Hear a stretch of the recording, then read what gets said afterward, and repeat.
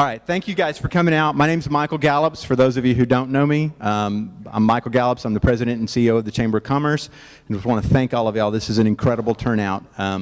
Having served on council in the past and been to a couple of debates, I've never seen this kind of turnout before. You guys have held debates. You've never seen this kind either, right? This is amazing. So thank y'all for coming out. It is vital that people vote and that people find out about candidates before you vote. An uninformed voter might as well not even waste their time, right? Agree with that? So here's what we're going to do. For those of you who've never been here before in the community center, if you need a restroom, you go out this hallway and go to the left. Restrooms are back there, water fountains there, there's vending machines out there as well. What we're going to do here tonight, I'm going to give each of the candidates, initially they'll have 2 minutes apiece to do an introduction, and then we'll start with the questions. The questions are outside, they're in a hat, they'll bring those in. I will draw out the first question. First candidate will have 2 minutes to respond, and I've told the candidates already, if they have a substantially different response, then they will get, the other candidates will get a minute to respond to that. If their answer, if the first one says infrastructure is the answer, then all 10 of the others don't have to repeat infrastructure if that's their answer, because that's 10 minutes of our life that we waste hearing infrastructure over and over again, if that's the answer. As an example, if they have a different answer, they're welcome to respond, but we want to get as many questions in as we can. Once we finish the first question, then we go to the second person, we move down the line, and we just keep going around and around. To be patient, we only have the 2 microphones. I want everybody to hear me ask the questions. I want to hear them answer the questions. So they only have 1 to pass back and forth. So we'll just have to be patient as we move down the row and let them answer their questions. All right? Fair enough? Everybody good?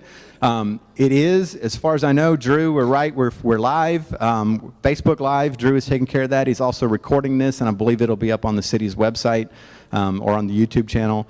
And that's another reason we're using the microphone, so you guys can hear and so we can have a good recording of this. All right? So let's see if they've got the questions ready, or no. Actually, we'll start with the first candidate, and Bruce, if you want to go ahead. And Barry is our timer. Everybody know Barry Woolley? Barry, stand up, spin for us. This is Barry Woolley. She's our timer.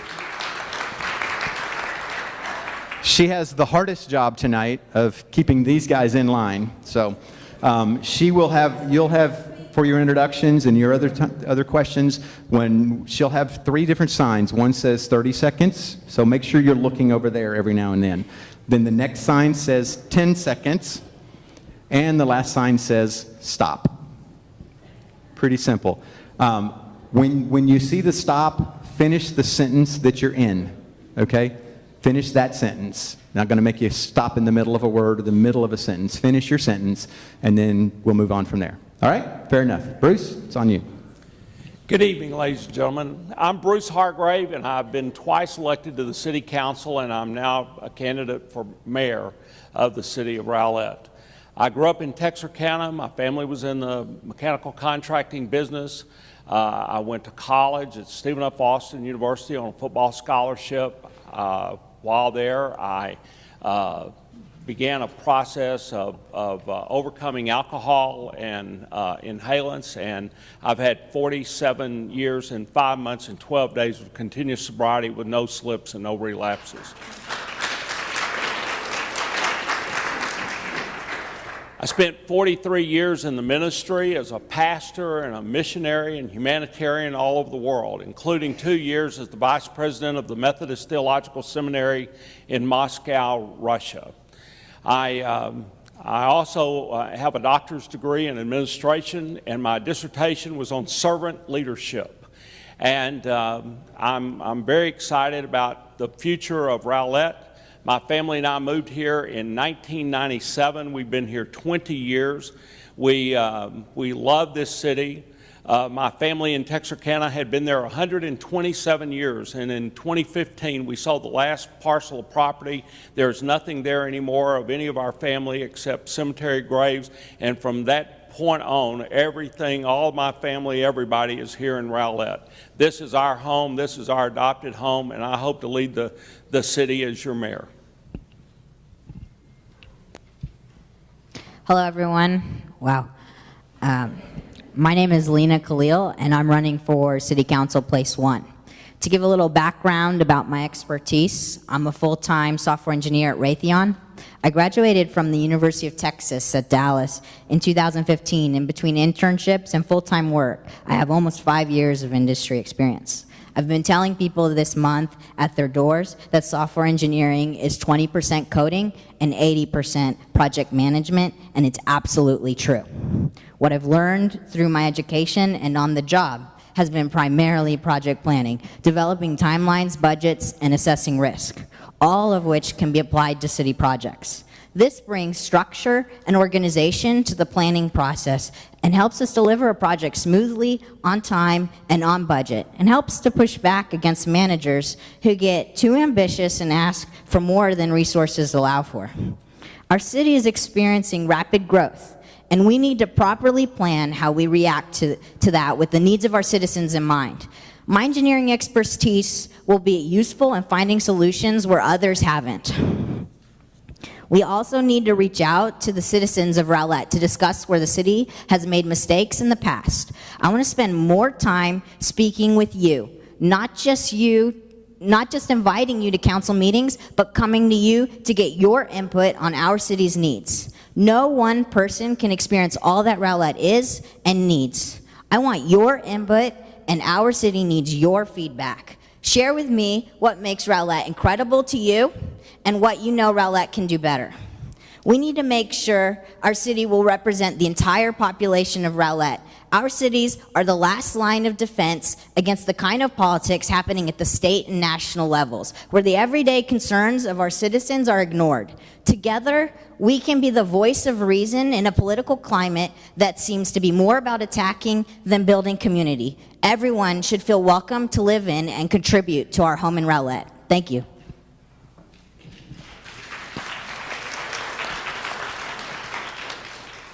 Good afternoon. My name is Robert Van Blumendahl. The hardest name you will hear and remember, you can remember it easily because it is the hardest and the longest name. I love the city of Rowlett, its people, and what it is. I believe the Rowlett City Council must always remember that we serve the public and can't take the public for granted. In this coming election, it appears that we will have a lot of new faces with fresh ideas and new ideas. We are all for improving the quality of life for everyone, and together we can make Rowlett a happy place for everyone.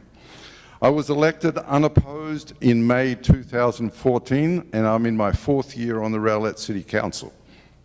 I joined the Rowlett Chamber of Commerce in 2008, became an ambassador, was elected to the chairman of ambassadors, and then served on the board. Apart from 1 or 2 other people here, I have probably been to more chamber functions than anybody in this room, so I was very involved with the community. I purchased a travel agency in 1995 and transformed an unprofitable business into a large financial successful operation, purchasing additional 5 agencies. I had 3 separate offices, 80 plus agents and independent contractors, and ended up with annual sales of $15 million. So I'm a successful businessman. I created and managed a job site on Facebook with over 10,000 people who search for employment and employers who advertise positions available. This site has helped many, many people find employment. I also had 2 job fairs. I serve on the City of Rowlett Audit Committee as liaison to the Arts and Humanities Commission, was liaison for the Parks and Recreation Board. I'm a graduate of Leadership Rowlett, the Police and the Fire Academies, as well as graduating from CERT. Well, I maintain a customer service focus when commuting with others, and I've got to stop.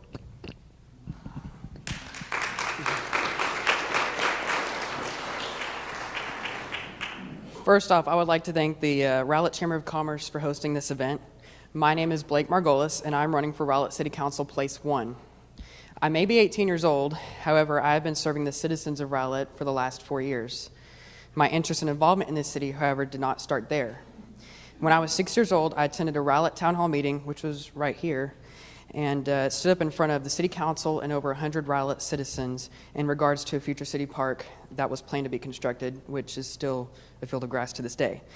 I remember leaving that meeting at 6 years old, knowing that I wanted to be on the other side of the table, serving the citizens and making our city a better place to be. When I was 14 years old, I created Rowlett Scanner on social media. The purpose of the page was to inform the citizens of emergency and city events. The Facebook page alone gained up to 37,000 followers. Running Rowlett Scanner allowed me to build many relationships with the citizens, police officers, firefighters, and city staff. I'm very fortunate to have been a resident of Rowlett my entire life. I also work in Rowlett and have for the last 3 years. At 16 years old, I was appointed by the City Council to serve on the Rowlett Parks and Recreation Board, where I am currently serving my second term.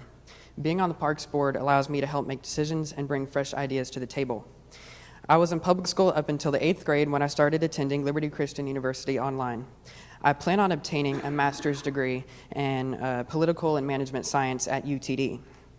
I'm running for Rowlett City Council Place 1 because I believe that our city needs better. I ask you here tonight to put your trust in me that I will work very hard and will put you, the citizens, first before anything. Thank you. I look forward to answering your questions.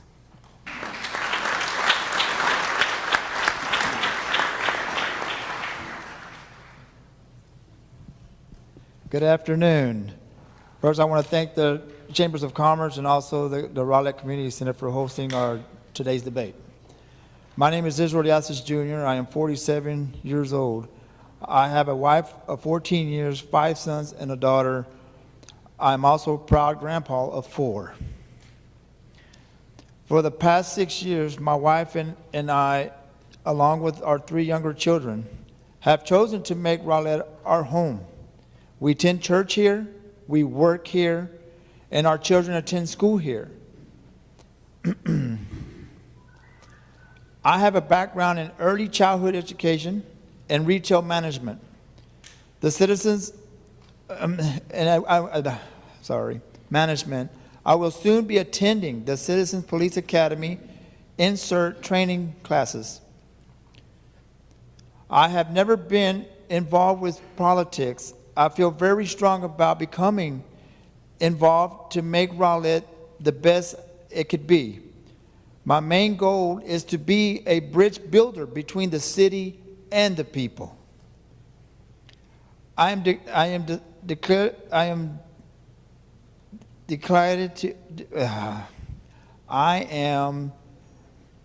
to you I am needing improved infrastructure, receive the Rowlett 2020 project, listen to our residents, and come together. Thank you.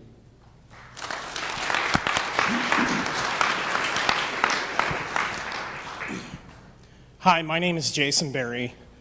I wish the chamber would have scheduled a different night. This is opening night for Dallas Cowboys, but this is definitely more important. So I will invite everybody to the house. I'm recording the game. So anyway, my name is Jason Berry. I am running for mayor in the great city of Rowlett. I've lived in Rowlett for 13 years. I've started a business, purchased a home, married the woman of my dreams, and had my pride and joy, my son, Alan. And I am a proud member of the Waterview community. I am the CEO of Berry Family Services over on Rowlett Road. We provide long-term services and supports to people with intellectual and developmental disabilities. Because of the work I've done with my company, I've spent many years fighting for fair legislation at the state level for folks who many times have no other advocate. And I want to continue my efforts by advocating for the citizens of Rowlett in a critical time in our history. I started this journey as a concerned citizen, and I am passionate to lead our city and to make Rowlett a community we are all proud to call home. Last year, I served as an alternate in the Planning and Zoning Commission. While I didn't always have a vote, when I did, I would make sure to strongly consider the opinions of the public. One night, when I had a vote, I was the only dissenting vote. After individuals made very passionate pleas to the commission, they were lectured and told for several minutes how they were wrong. As they walked out upset, I walked out with them and apologized and said, "This is not how this should be." At that point, I realized if I didn't at least try to change the way things go at the city level, I would not be doing my part as a citizen. This is the kind of leadership I want to bring to the City Hall as a mayor. As a mayor, I will represent and be the voice for the people. Thank you.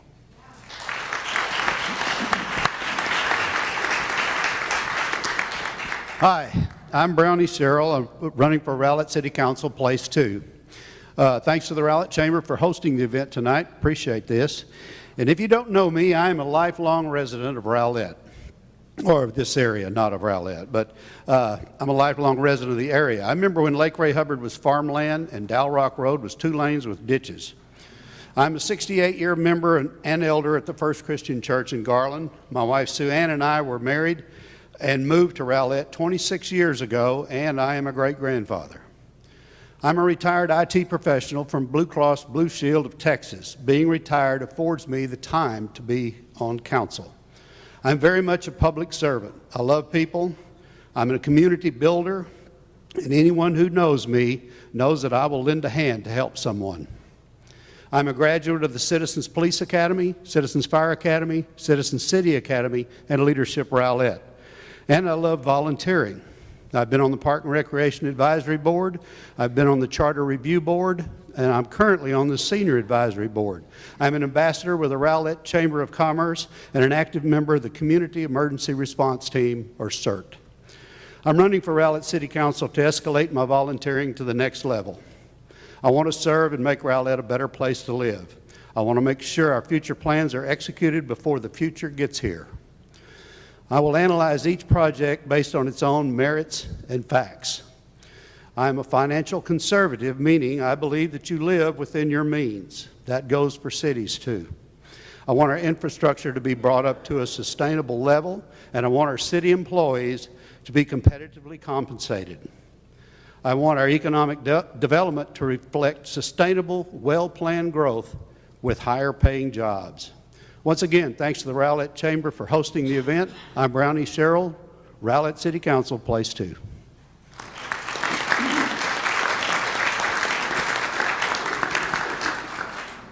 Good evening. My name is Matt Gruber, and Robert, I think I might challenge you for the last name to pronounce, but hopefully it's hard to pronounce, but easy to remember. So just remember the sitch at the end, Gruber.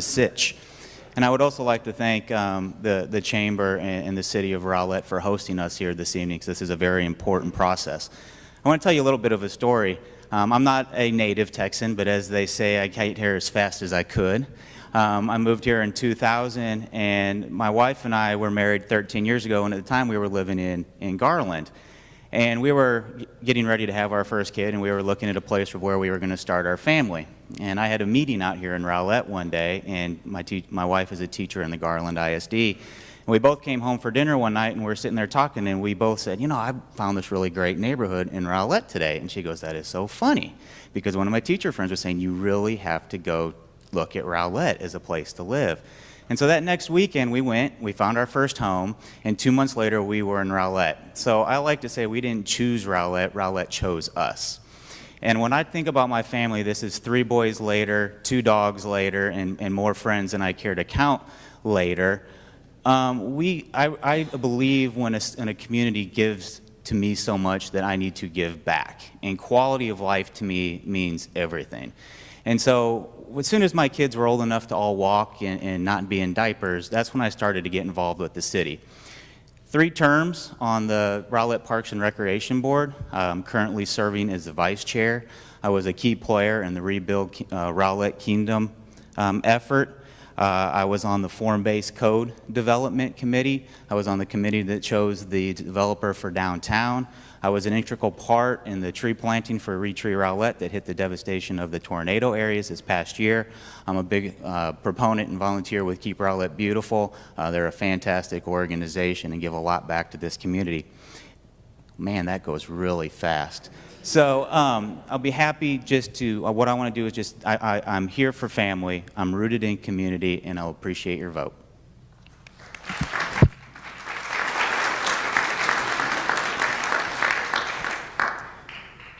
Good evening, neighbors. First, I'd like to thank Mr. Michael Gallups and the Rowlett Chamber for hosting this event, and especially for moderating. My name is Jeff Winget, and I am running for City Council Place 2. For me, Rowlett is not just a home.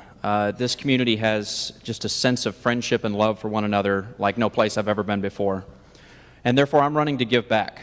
I want to serve and honor citizens, and I want to continue making Rowlett a place that we can call home.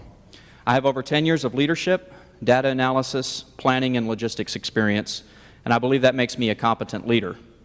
I have volunteer experience with my church, 2 years with my PTA, and 2 years with the Arts and Humanities Commission here in Rowlett, and I believe that shows my dedication to volunteering and helping others. I have 3 primary goals for my term in office. Firstly, citizen commitment. We live in an information age, and we need to really reach out to the citizens and make a connection. We need to do targeted information distribution on social media, through neighborhood signs and events, and we need to keep the citizens informed. That's the first step to bridging any gaps that exist between City Hall and the citizens that we serve. Secondly, smart and sustainable growth. The DFW area right now is overwhelmed with an influx of people. Rowlett needs to take steps now to ensure that that same growth does not overwhelm us.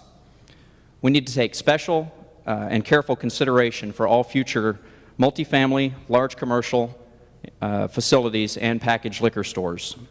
And thirdly, infrastructure. We're at a tipping point where our infrastructure is failing faster than we can keep up with it.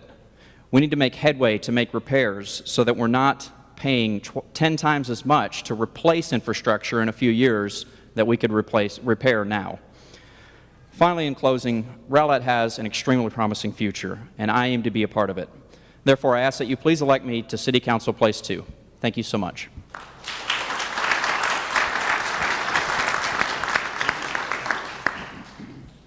Good evening. My name is Tammy Dana-Bashian, and I am a mayoral candidate. And there's been several people up here that have told their age. I won't tell my age. But I will tell you, I've been in the Rowlett community for 15 years, and we've raised our family here. And I've been committed to Rowlett for many, many years in many different roles. I currently serve as the Mayor Pro Tem of the city and have been in the leadership position for the last 2+ years as Deputy Mayor Pro Tem and Mayor Pro Tem. I have been on council. I'm in my 5th year as a council member. I am a certified public accountant, which sounds kind of boring, but I think it's kind of fun. There's a lot of numbers to do with managing a city. I have over 35 years of business experience, 11 years in public accounting, and 19 years in industry. The last 17 years in my industry, I was the Director of Accounting and Director of Treasury for a $4 billion software services company. One of my proudest endorsements I have is from a lead salesman in that company who said I was the first financial person that he respected and really worked well with, even though I often told him no, he couldn't do that deal that wasn't good for the company. I currently operate and own a senior assistive services business called Seniors Helping Seniors. When this election is over, we will have at a minimum 3 new council members. For this reason, and for reasons of all the growth and development that is occurring in Rowlett, our mayor position is absolutely crucial. We need a mayor that has proven institutional knowledge and has developed relationships with this community and surrounding communities so they can be effective to lead Rowlett. Some things I want to accomplish, first and foremost, we need to update our comprehensive plan, and I want to shepherd a shared vision for the future of Rowlett while we are updating this comprehensive plan. I also want to make sure that we realize the long-term return of our investment, private investment that is coming into our community, so we can improve our infrastructure, provide amenities for our citizens, and long-term tax relief for our citizens. Please support me for your mayor for Rowlett. Thank you very much.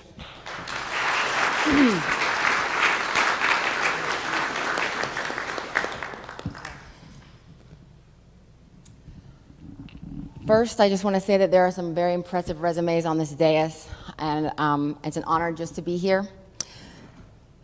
To say that you love Rowlett means to say that you love all the things that the people of Rowlett love, that you don't like the things that the people of Rowlett don't like, specifically things that they're extremely vocal against. I am here because I feel that there are some choices and decisions that are going to be made in the very near future that will affect the way that Rowlett feels and looks forever. The mayor is just one vote. Like any city council person, there's just one vote. There's no veto power. There's no difference between the mayor and the city council person as far as Okay, I'm sorry, I'm really nervous. I grew up here. There are friends of mine whose parents are sitting here that I have not seen in probably 25 or 30 years. It's very overwhelming, and I want to do a great job protecting the things that we all love about Rowlett. Specifically, apartments and low-income housing. I will be leading the charge on the, oh God, so sorry, I'm very nervous. Okay, bottom line. Oh gosh, okay, yeah. I don't know why I'm so nervous, you guys. How many seconds do I have left? 30? 10? Okay. I was a political science major in college. I have no political experience. Oh my God, I'm so sorry. Yay. Okay, that's all. Sorry. I can't.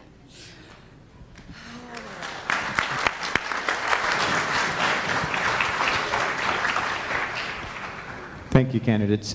All right, well, we will get started. Not going to waste any time. I'll pull out the first question. Bruce, you'll have 2 minutes to respond. And then if any of you have something that you want to add or something different to add to that response, you'll have 1 minute to respond. Okay?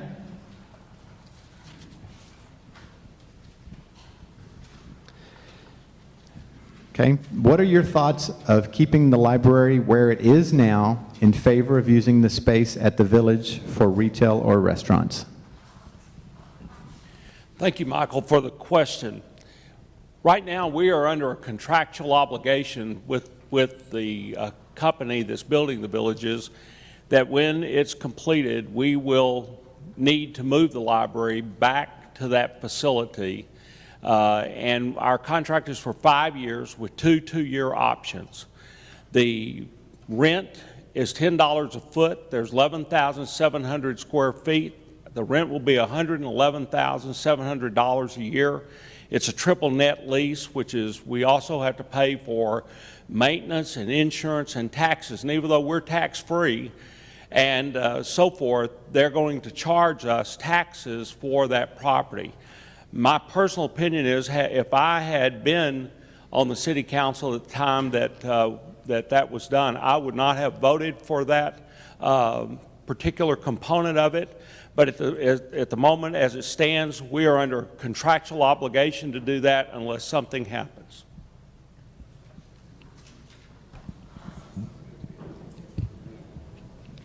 Hello, everyone. I just want to add that I also just want to add just a short thing that I kind of agree with Bruce on the fact that if I had been on the city council when they were voting for the village, I probably would have voted no, because it wasn't a well thought out, well planned decision, I think, in my opinion. I'm going to keep it short. Thanks. The village of Rowlett was a catastrophe. Financial implications: value of the land given to the developer, $2.1 million. Estimated loss of taxes for 15 years. The city wiped the taxes and forgave them for 15 years. Should be about $3.4 million. Purchase of a new building for the library, which was $800,000. We had to knock down the library and build a new one.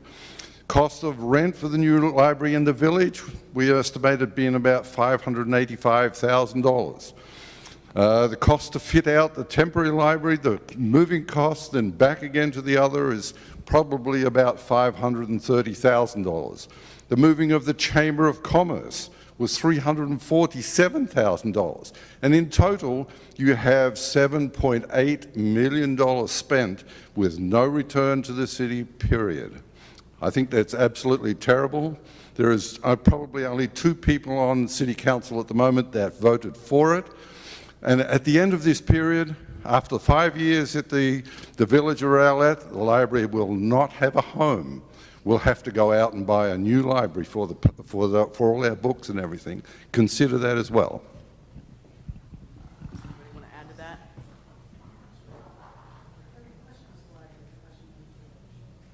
Does anybody want to add to this? No? Okay. You're up. Okay. Next question, Lena. Hello. Can there ever be sustainable employment in Rowlett? Absolutely. We definitely want to look for future growth in the city. We want people to stay in the city to work. That's best for the city, best for the employment. I know the current city is looking at North Shore for sustainable development moving forward. But right now, I'm going to just go back and we're going to say infrastructure. All 10 of us are going to say infrastructure about 100 times tonight. We need to bring the infrastructure up to the population growth that we have and the population that we have. And before we start looking at expanding and growing the city, and that's it. Thanks. Anybody want to add to that? I'll add. As a business owner here in Rowlett, we started in the second floor of my parents' house over off Orchard Grove and Rowlett Road. And we have now grown into 15,000 square feet of space. We have over 90 employees. We employ probably close to 10 or 12 Rowlett citizens currently, and we are always hiring. We have about 90 in the office, and we probably employ close to about 250 and contract a little over 1,000 people. Our budget is just short of half of what the city's is, so I absolutely think Rowlett can sustain employment and continue to grow employment. We found Rowlett to be a wonderful place to operate a business, and I think other people will do the same. I agree.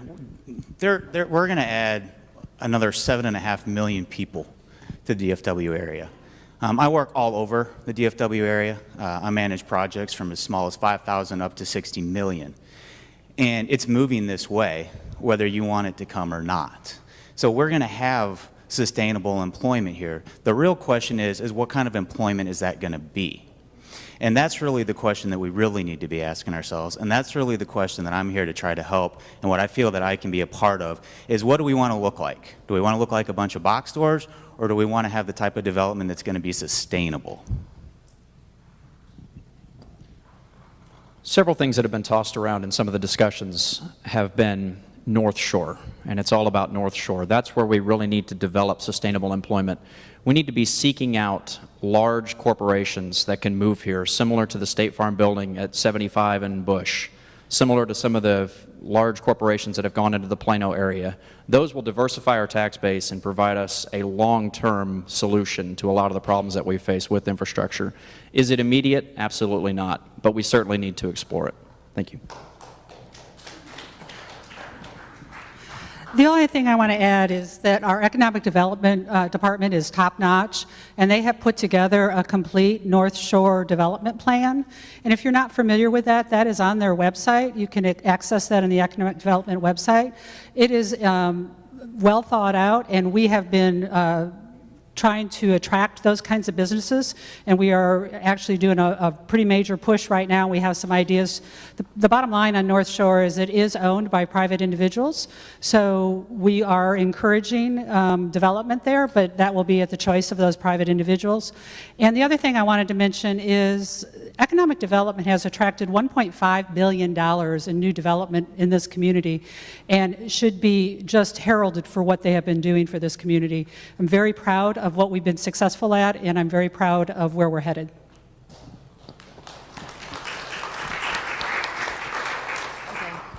I would actually just like to say that I'm the opposite of the, oh gosh, I don't know how I'm going to, on paper, I have a whole lot of ideas. It's really easy for me to get, oh my God, I don't know. I'm sorry, I can't. It's terrible. That's fine.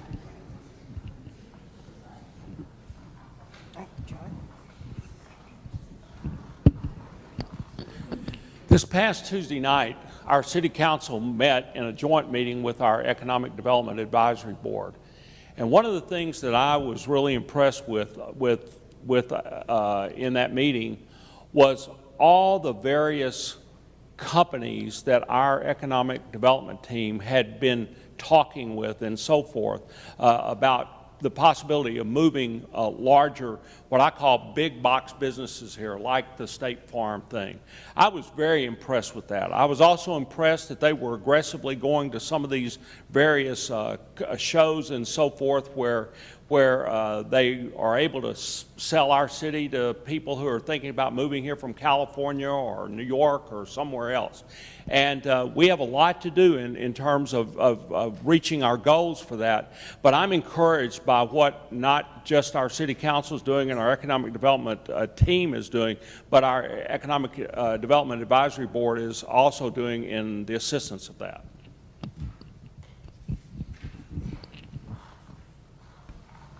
All right, thank you.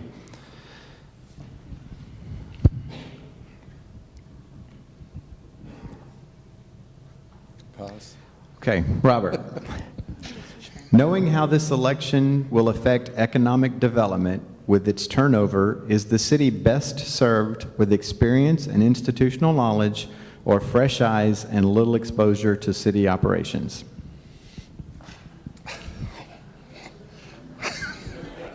Did you all get that? Would you like him to repeat it? I think so, yes. Was it a two-part or three-part question? Yes. Knowing how this election will affect economic development with its turnover, is the city best served with experience and institutional knowledge or fresh eyes and little exposure to city operations? Without a doubt, experience pays. I mean, if we have fresh eyes, and don't give me a hard time, guys, but yes, we need experience in certain areas, and particularly within the staff that we have, to have experience to be able to do the products and do the wishes that we want. I mean, if we don't have any experience with anything, then how possibly can somebody know how to dig a hole in the ground? How can somebody know how to do a book in the library? We need to have experience in all forms of business in how we operate, including the council, including the people. Yes, we're all business people. We have various degrees in different things, and that's what's good about it, that we have experience in a wide variety of things. And is time up? Oh, so that's all I have to say. I think yes, we do need experience.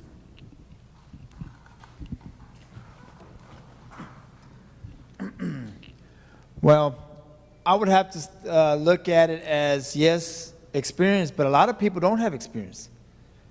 You got people that, like for me, when I started with Dollar Tree, I had no kind of experience working for Dollar Tree. But I went in willing to learn, and that's what I did. That's why I'm there 6 years, now a manager, because I went in to learn. So I look at it as going in as a city council, not knowing nothing about politics, but I'm willing to learn. I'm going in, I'm learning everything that's going on from the time before I moved here. They already started a lot of this stuff before I moved here, but I'm now going back and trying to catch up and learn everything what's going on with our city. So that's why I am now running for City Council Place 2, because I'm willing to do what's right for the city. Thank you.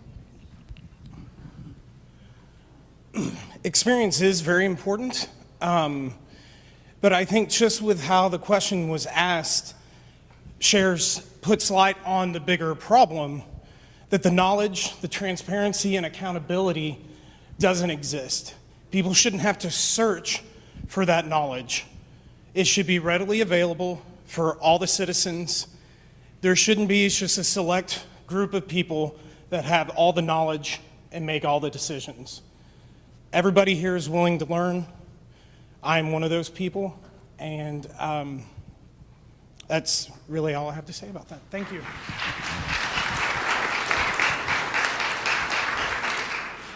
Well, I believe we're on two ends of the spectrum here. You've got the fully knowledgeable and the newbie coming in, and I think you got to have a blend of both of those, you know, in city government.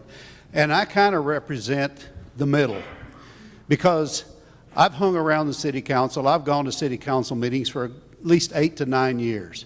that I go to the meetings and I listen. I pass through all of the different classes that the city offers, whether it be the Police Academy, Fire Academy, or the Citizen City Academy, the new one.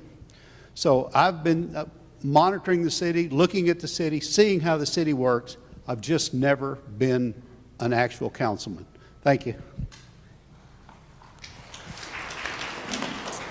I'm kind of in the boat with Brownie here, and there's a couple of different ways that you can look at experience. You can have experience as somebody that's been on council and understand how a council runs, and that's one way.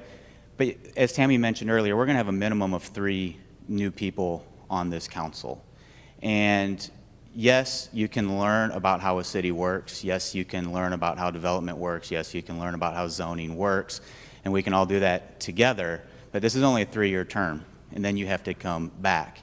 We can't have a full council that's all learning at the same time. So you have to have people on board that are experienced in how cities work, and that's what I've done for the past 18 years, is work with cities and understand how cities work and function, and how economic development works, how zoning works, how even day-to-day operations work. So yes, we do need that mix, but when you look at a unique election like we're going to have here today, I really truly believe that experience just takes a little bit of a head above it. Thank you.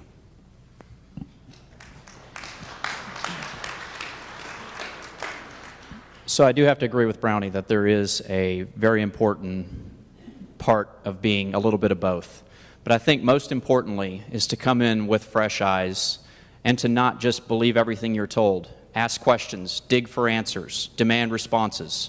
These are the things that a council member needs to do. We have to ask the questions. If we don't ask the questions, we're never going to get the full answer. We're never going to turn over to the other side of the page and figure out what's back there. That's how you explore, that's how you grow, and that's how you develop your knowledge, is by asking questions. And I think there's a danger in having someone who bases their tenure of complete experience and not an unwillingness to look at things from a new perspective. Thank you. I hope you're not talking about me, Jeff, because I ask more questions than I think anybody ever does. I wanted to say one thing. I went to the recent council orientation. I could have taught most of the classes, but I went because this is a complex business. We are running a business in this city, and I learn something new every day. I learned something new from staff. I learned something new from other council members. I learned something new from residents in the city.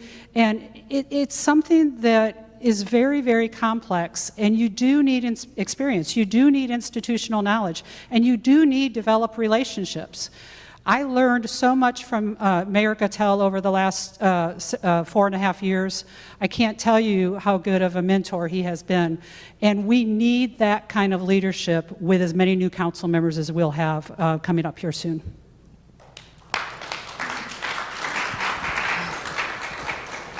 I'm learning tonight that I have never cared more about anything than I do about Rowlett and our future. And I would like to say that in addition to the experience versus fresh eyes argument, you need to think about passion. And I cannot tell you why I can't speak tonight. I'm not articulating my words. I like to talk all the time. People tell me to shut up constantly. I'm talking too much, but I'm finding it hard to find the words because of how much I really care. And I have business experience. I want to bring, oh my gosh, you guys, I'm so sorry. I care a lot. Bottom line, I feel like if you get somebody who's got sort of a brain on their head and some, okay, no, that's not what I meant to say. Oh God, you guys, this is terrible. I'm so sorry. Experience is all of these people. Experience will be the people that I will have before me and in front of me and beside me to ask questions. But stop. I should just quit. I'm so sorry. I can't do it.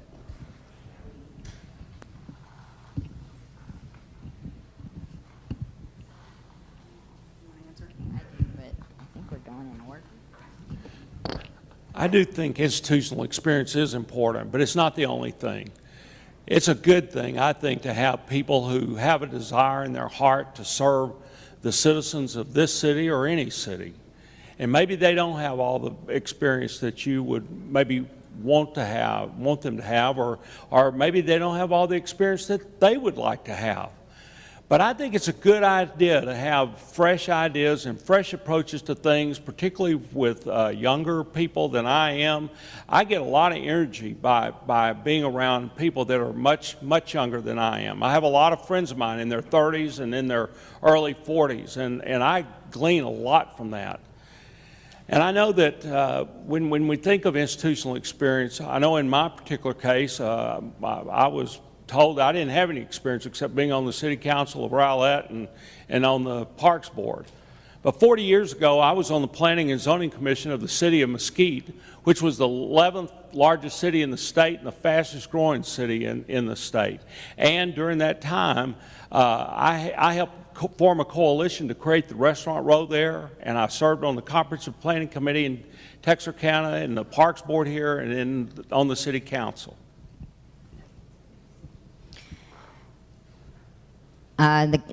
The short answer to the question is both. You need both on the City Council. Obviously, I represent the side that is not, I don't have any experience with this city in terms of government experience. But over the last month, I've been spending a lot of time talking to people, experiencing the city through other people's eyes, and getting to know the city, getting to know the people.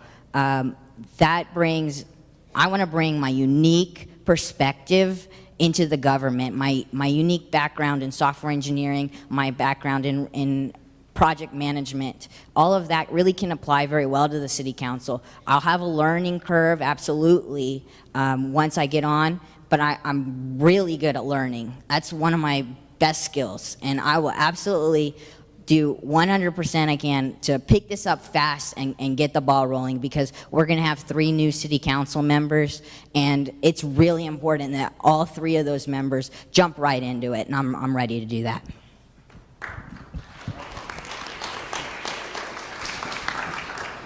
All right.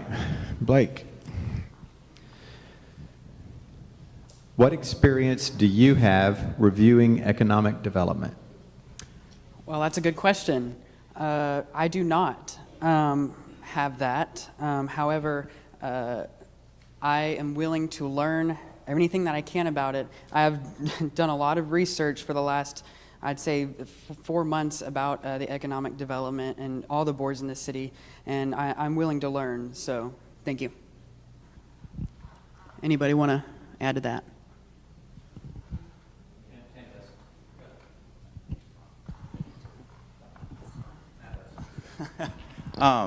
Well, the question was, what experience do you have in doing economic development? And that's a great question, because I don't think any of us up here are developers, but we work a lot, at least I work with a lot with developers, and that's what I do in my day-to-day business. And one of the things that we're doing right now is working very, very closely with the city of Dallas and how do we redesign the entire Southwest Medical District. And what we're doing is, because we believe in the quality of open space and how you bring green infrastructure in with the gray infrastructure. And so right now we're actively working to start TIFs and PIDs, working with about 100 different landowners to do about a $160 million redevelopment of the Southwest Medical District. So I have quite a bit of experience when it comes to economic development, and I hope to be able to bring that here. We have a great team here in Rowlett, and it shows with the amount of economic development that is taking place here, and I hope to be able to help carry that on. So I came on the Economic Development Advisory Board before I was on council. It was one of those stepping stones to try to start learning about the city. And I think that city officials will tell you that I was kind of a thorn in their side, because they kept bringing economic development incentive requests to us but there was no consistency on how we would analyze those requests. And being a very analytical and financial person, it was really kind of driving me nuts. So one of the first things that I requested as a city council person is I wanted standardization on how we analyze incentive requests for economic development. And as a result, we have that standardization now. This is an analysis of impact report. I can't show you this because it's confidential, but it is a very standardized methodology for analyzing all incentives. And you hear about some of the incentives. We've only done 9 incentives in the last 6 years and brought in $1.5 billion of business. And we're doing it in a very organized and methodical way.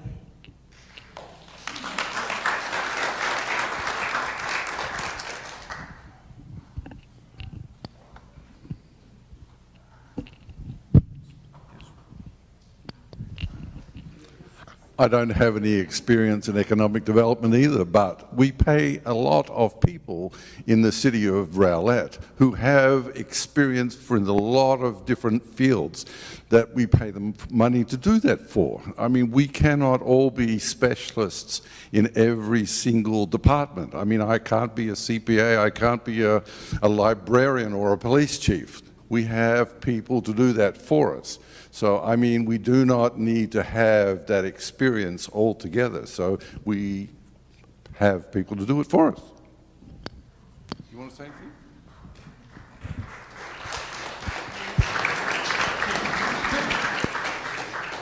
Okay. Israel.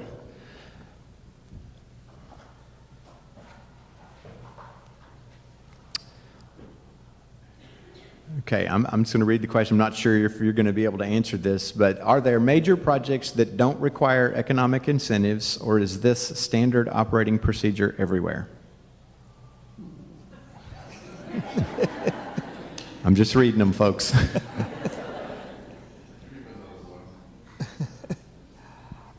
I really don't know how to answer this one. Let me pull out the next one for you, Israel. We'll come back to that one. Let's see if Jason can handle it. Okay. How is Rowlett different than other surrounding cities when it comes to economic incentives? Rowlett, I mean, like I said, when I first moved here, we fell in love with the city. I lived in Grand Prairie, Arlington. It was not near what the city is. What the city is. I mean, we're looking at growth. I mean, the city's going to grow, and we're going to, it's going to be a beautiful city. People are going to want to come here and live, and just have their families here and get old. Like me and my wife, we're planning to stay here until we get old, and just, I just love the city. Thank you.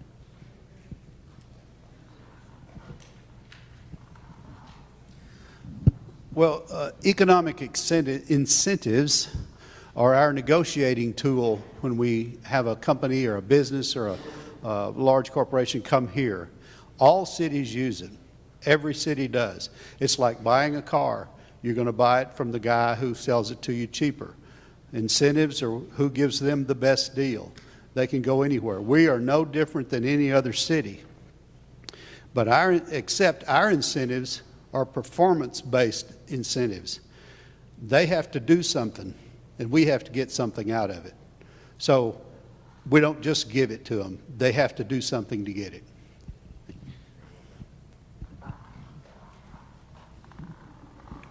So we're different from a lot of cities. We do not have what's called an economic development corporation. A lot of cities have that tool in their toolbox. We use 1 cent of our sales tax to pay DART, and our citizens of Rowlett have paid into DART $100 million since inception. And a lot of cities have those kind of funds available for their EDC to use for economic incentives. We pay, in our current rate, $7 million into DART per year. So we better get a return on that investment. And one of those returns on that investment is our downtown development to make a transit-oriented area to capitalize on our investment that we've made as citizens, and we've decided as citizens to invest in our community in DART. So that's the return on the village. $100 million that we've paid into DART that we need to capitalize on.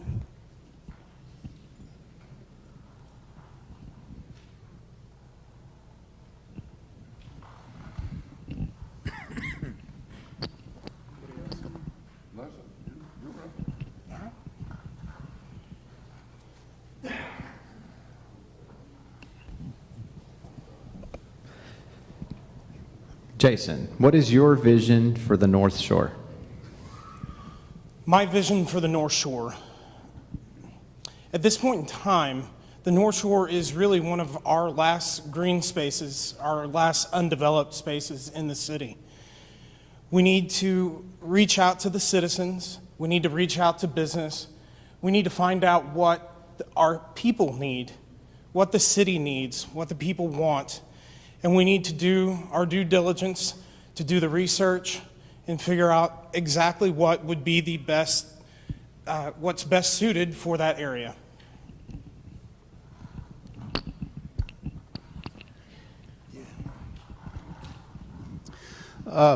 Rowlett is, we are not enjoying our 80 to 20% ratio of commercial to residential.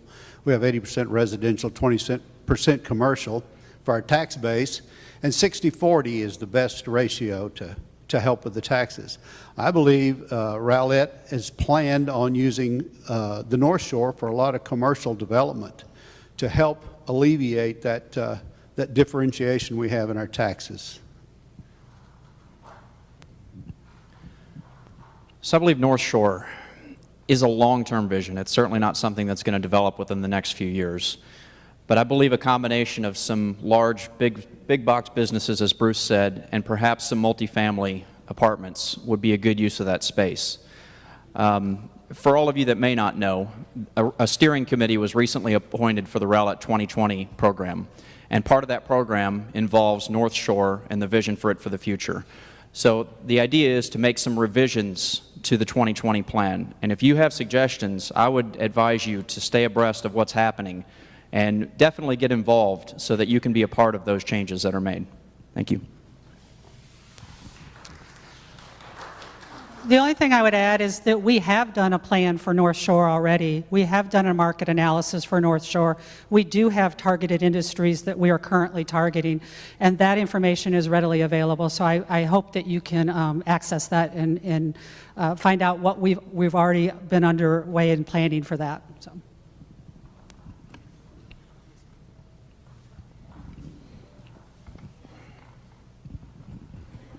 So I suggest going to rowlettonthemove.com. That was created by the Economic Development Advisory Board. It shows specifically the North Shore and what is planned and what they want at the North Shore. I believe that we need more commercial development in our city, and that is prime land. It's off of George Bush, and it's 5 minutes from 30. So I do believe that North Shore should be commercial development. Thank you.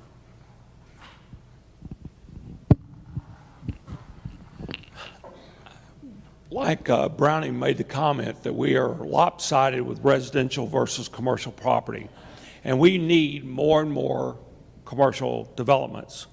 And most of the stuff in the North Shore is basically built around the idea of form-based codes, which is kind of a hybrid mixed-use type of a development. It could be some commercial things, retail, residential, a number of different components that make that up. But there's a real temptation when there's people moving into the Dallas-Fort Worth area, like 7 million people, and a lot of them are going to be moving to Rowlett, to just put everything in residential things or multifamily things or this, that, and the other. We have to make sure that we do the right development at the right place for all the right reasons, not just because it's a knee-jerk reaction and somebody comes in there and wants to do something for it. So I'm one of those that really want to protect the North Shore for our commercial development.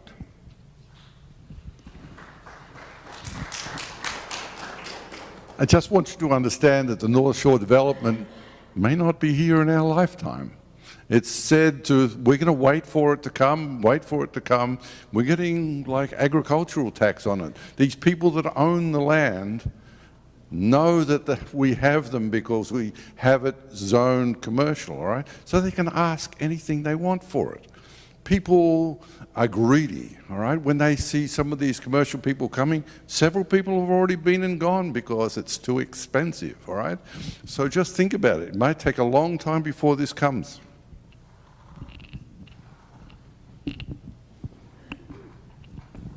Okay, I think we're starting with you, Brownie.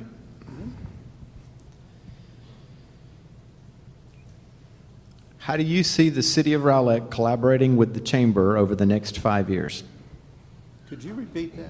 Could you repeat that, please? How do you see the city of Rowlett collaborating with the chamber over the next 5 years? Well, I am a member of the chamber. I'm an ambassador. And the city of Rowlett has always collaborated with the chamber.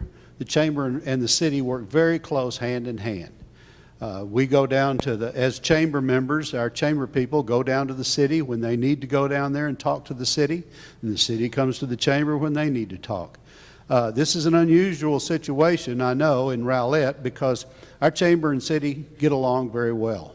In some cities, they don't really see eye to eye. But I see us collaborating, continuing into the future. I think kind of Brownie hit it on the head is that the city of Rowlett is really fortunate to have such a good relationship with their chamber because there's a lot of cities that don't have that. And going back to what Tammy had said earlier, we don't have those big coffers, those economic development incentive coffers. So Rowlett has to use every tool in the toolbox to be able to bring the right type of development to the city. And so it takes everybody working together hand in hand and in partnerships to be able to make sure that we maximize the efforts that we can bring here.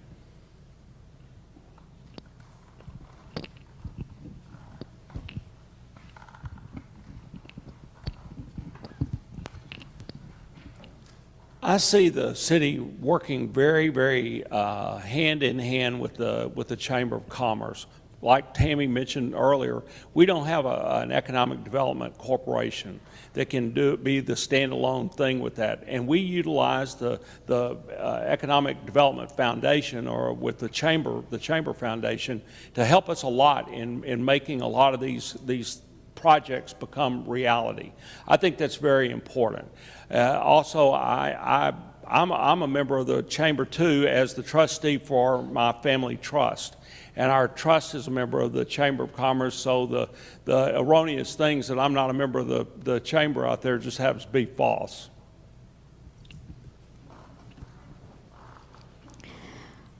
A really important part of being on the city council is working with your community to help shape the city and point the city in the direction the community wants. Part of that is working with the Chamber of Commerce, obviously, in any input. So it would be really foolish of anyone on the city council to snub the chamber, especially, as everyone said, it has such a great relationship with the city.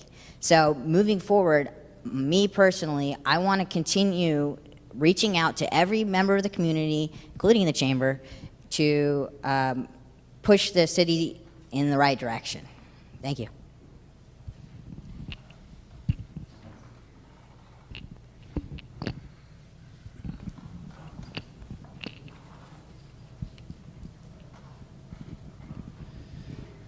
With the anticipated growth, many are concerned about our crowding at the schools. What ideas or suggestions will you have for GISD? How do you plan on working with them in the district to help them understand our needs and concerns? Oh, that's a great question since my wife's a teacher in Garland ISD. We have to work really closely with not only GISD but also Rockwall ISD. We're unique in that sense that we actually have two ISDs within our cities. And as we continue to grow, we have to look at how we're going to be able to manage those influx of kids and where they're going to go to school. And there's a lot of things that can be on the table with that. Right now they're going through a major bond election in terms of upgrading facilities. There will probably be future and looking at expansion for new schools. But education is something that has to always be at the forefront for everything that we do, because just like economic development, the education of our next generation is the most important thing to the sustainability of our city.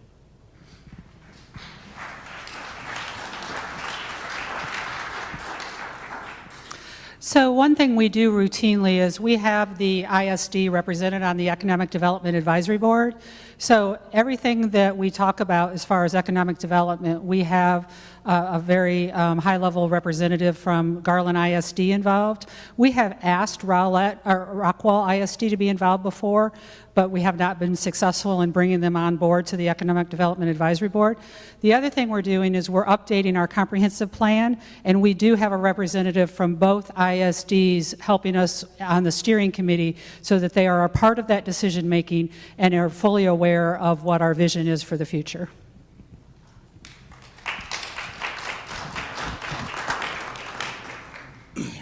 As mayor, I feel that keeping lines of communication open with the school district is very important.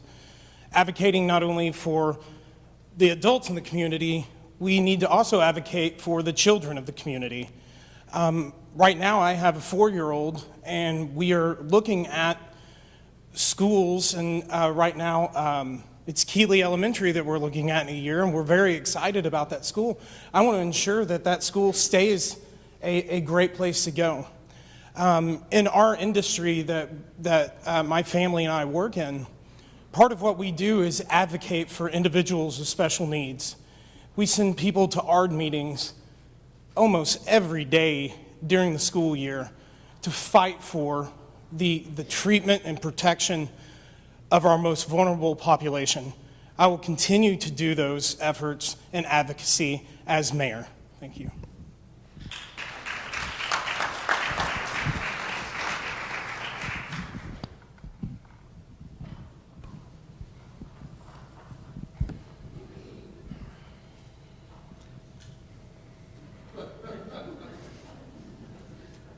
Looks like the same question. Nope, it's a little different. What is your vision for economic development over the next 5 years? That is a very big question. I think a lot of what we see right now around us are small fast food joints, your typical retail stores, and things of that nature. I would like to target some different restaurants in our community, some more opportunities for people to work, places for people to work. And I think we need to aggressively target North Shore with whatever opportunities we can. Our Economic Development Committee, our board, is really good, and we just need to capitalize on that as much as possible. Gosh, yeah, that's a really big question, Michael. I hope someone up here has a better answer than I do. Thank you. I'm sorry, I talk so much. So, you know, the vision of the city was defined in our comprehensive plan, and it's time to update it. We're close to 2020. We've accomplished a lot of what we set out to accomplish in our comprehensive plan, but we have to adjust. We have to adjust to the times, and we have to adjust to the market as it currently stands, and we want all of you involved in updating that comprehensive plan. So please look for that in the very near future and stay involved in your community.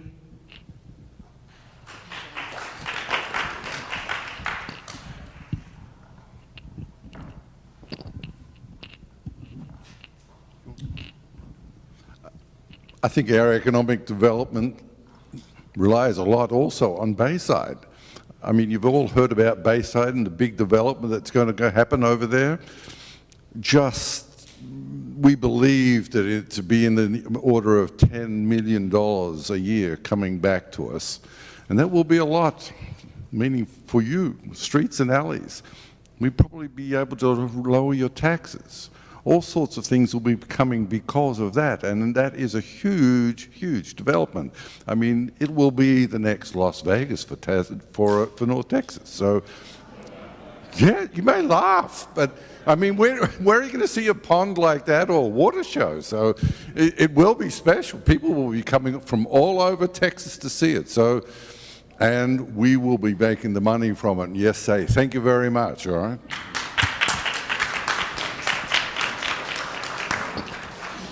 One of the interesting things about Rowlett is that people from all over the earth are moving to Rowlett, Texas.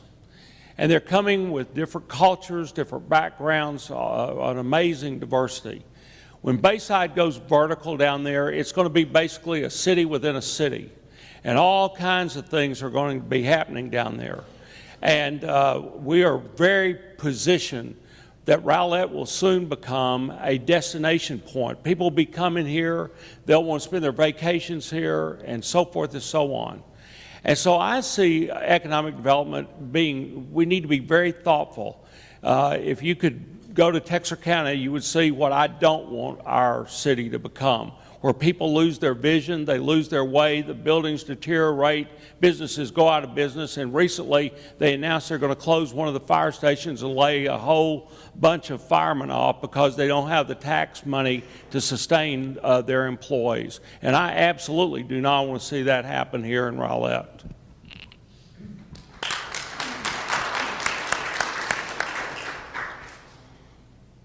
Everybody's kind of hit the nail on the head. Over the next several years, we're going to be seeing a lot of development in the Bayside, and it's going to have a huge impact on the economic landscape of the city. And my goal with economic development is we need to bring in more commercial business to diversify the tax base, and it needs to be fair and transactions with these businesses.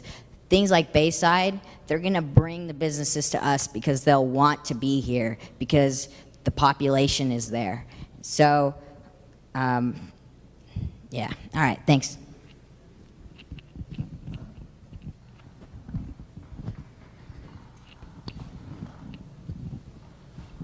More microphones next time. They only have 2 here. Maybe you folks on council can fix that. Yeah, maybe we can do something about that.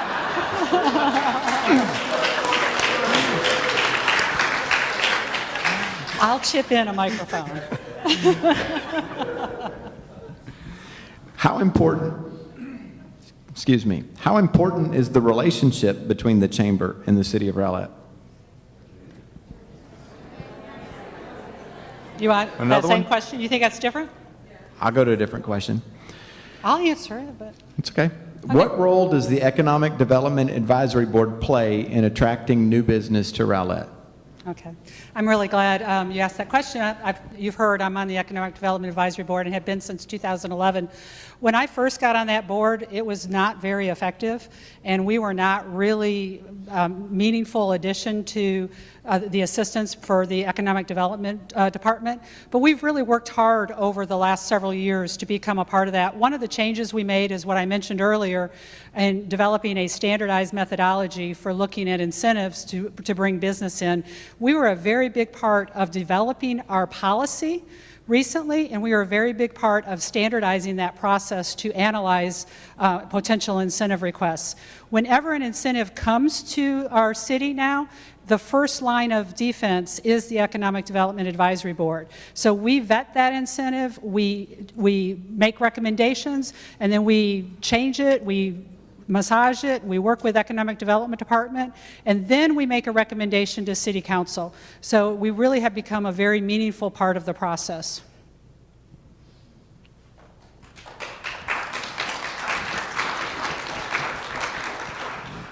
I think one important part of what the Economic Development Advisory Board does is not necessarily on the economic development side. They actually work with some of the other boards and commissions in the city, and I'm on the Arts and Humanities Board, and I've been lectured by the Economic Development Advisory Board, and it's been a great experience. So I think they do some things that are not necessarily strictly related to that. There's more to it than that, and they're a great board, great part of the city.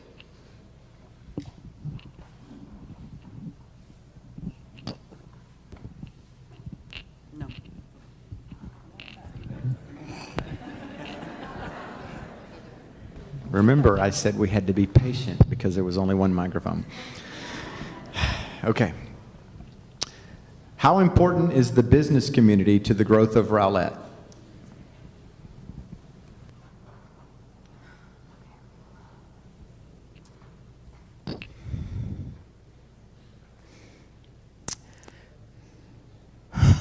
Okay. I know how I want to answer this. I don't know why I'm having such a hard time getting my thoughts out tonight, but the growth of Rowlett, oh my God, I don't know. I'm sorry, I can't.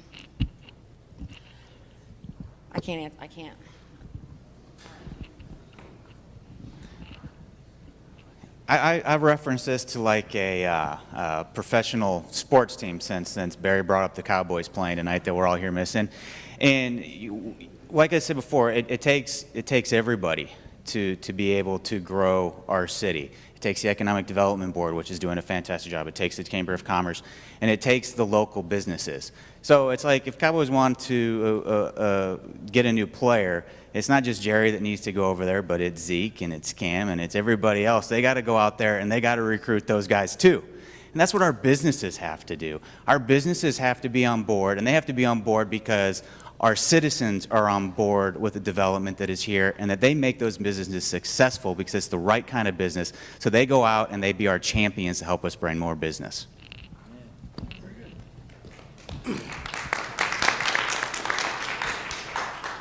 Again, as a business owner in Rowlett, the city of Rowlett's been very important to us, has been very good to us. We've tried to bring that right back to Rowlett. We do a lot of events. In fact, in this room here, we've had several dances for the individuals that we serve. We eat a lot at Valentino's with 90 people in an office building. So there needs to be a very good partnership between any city and the businesses that are here. And not only do I think businesses will want to come here given the proper leadership and the proper vision. Thank you.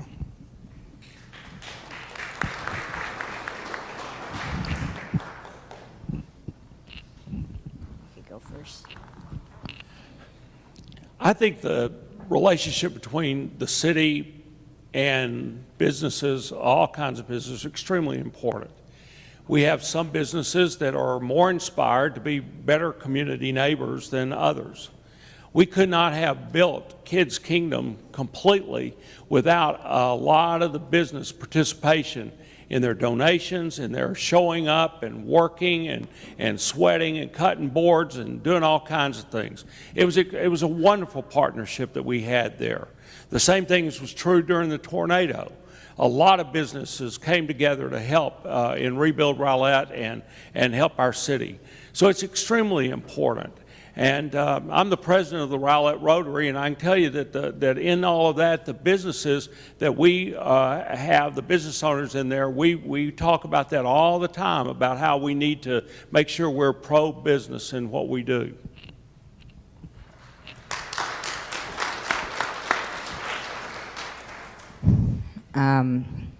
So the question was, what part does business play in economic development? More or less, and the businesses in Rowlett. I mean, the bottom line is we do need to attract businesses with fair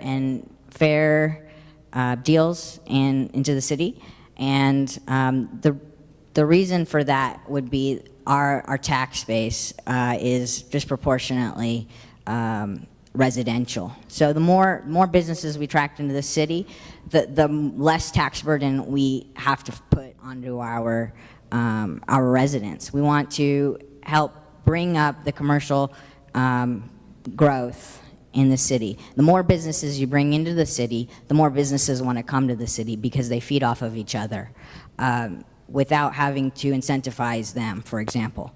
So businesses make more businesses come to our city. Thank you. How many people here are business owners or work in a business? Put up your hands. You should all be buying from each other, all right? We should all be buying from people in Rowlett. That's how we make ourselves successful. We all need to do that. We need to involve the Chamber of Commerce. We need to involve everybody, the council. Everybody needs to work together to make us successful. We need to buy more from you. All right? We need to make everybody happy. If you can make you happy, you make me happy, and then we'll all become my happy city, all right?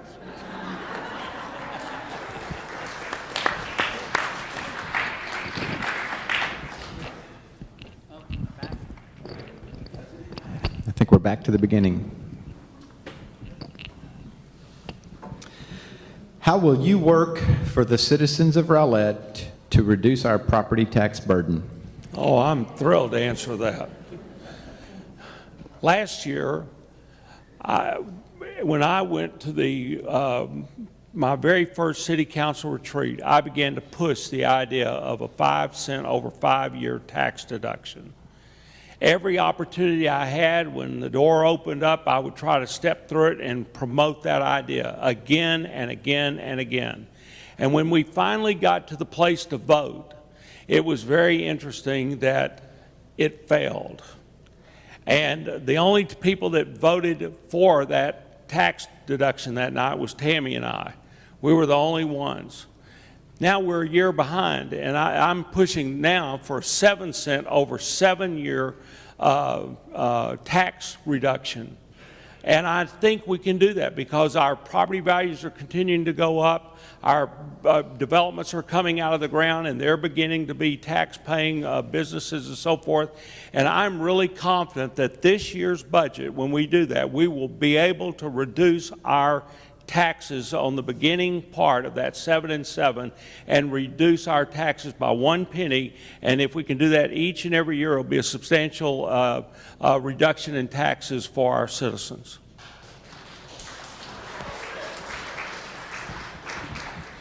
I'm going to copycat on that with a little bit of a difference. I only would like to say that we should offer 5 cents over 5 years, and that is on the condition that we have good economic situation, and also on the condition that everybody votes together on this for it. So we should have a tax reduction. The value of our houses have gone up astronomically over recently, the taxes, I mean.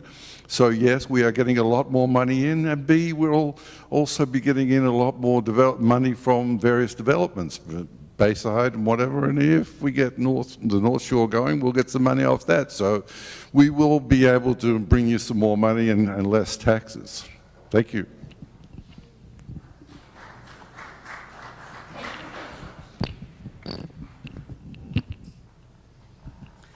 So one of my main platform items is that we need to realize the long-term benefits of all this private investment coming into our community for sustainable tax relief.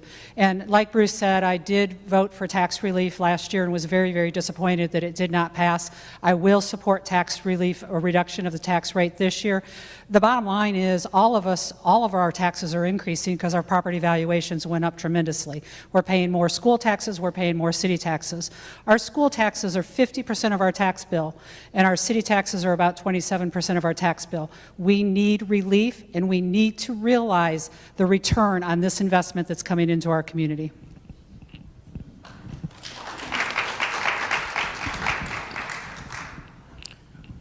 I don't know that there's anybody that doesn't want tax relief. I would absolutely love tax relief.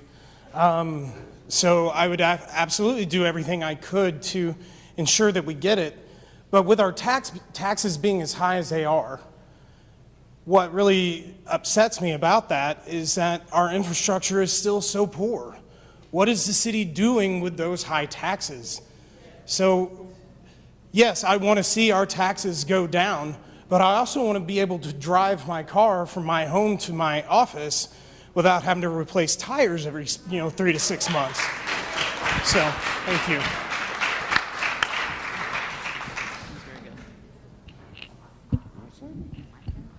Oh boy.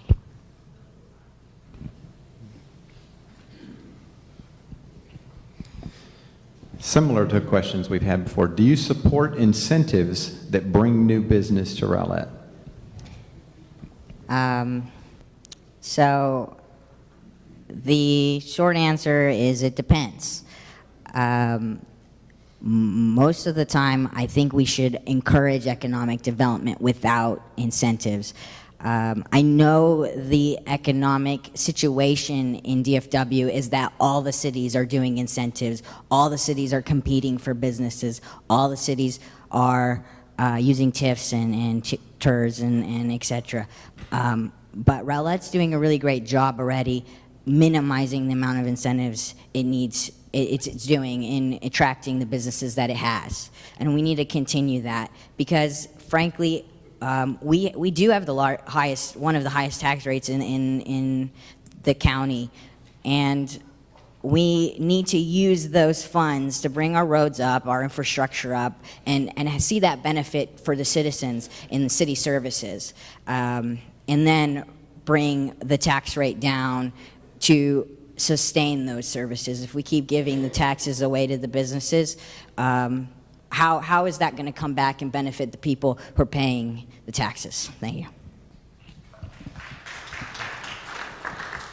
As I told you before on the village of Rowlett, I do not want to do any more incentives for businesses that will not provide any sort of return on investment for Rowlett.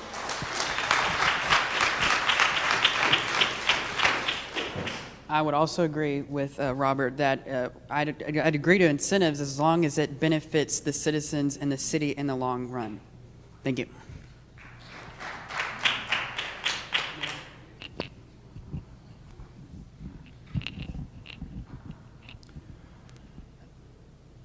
I'll have to agree. However, I will say that two words I mentioned earlier are smart and sustainable growth. It has to be smart because it has to give us a return in the short term through job creation, through a benefit to our city. And sustainable because it has to be in line with our roads and our streets to be sure that we don't have too much traffic and we don't have so much congestion. And also through taxes, right? The businesses have to have some type of return on their investment so we have a long-term tax benefit from their creation. Thank you.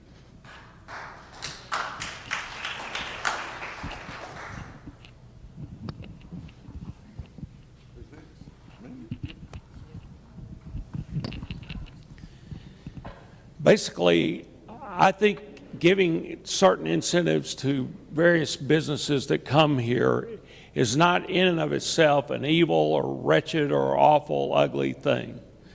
But we have everyone I've ever seen since I've been on the city council, they ask for a whole lot more than we usually give them.